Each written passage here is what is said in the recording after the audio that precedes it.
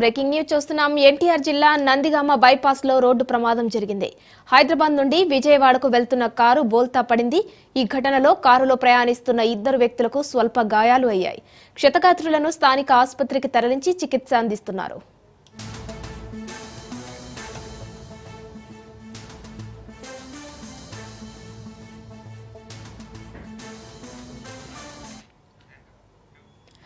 ఎన్టీఆర్ జిల్లా నందిగామ బైపాస్ లో రోడ్డు ప్రమాదం జరిగింది. హైదరాబాద్ నుండి విజయవాడకు వెళ్తున్న కారు బోల్తా పడింది. ఈ ఘటనలో కారులో ప్రయాణిస్తున్న ఇద్దరు వ్యక్తులకు స్వల్ప గాయాలయ్యాయి. క్షతగాత్రులను స్థానిక ఆసుపత్రికి తరలించి చికిత్స అందిస్తున్నారు.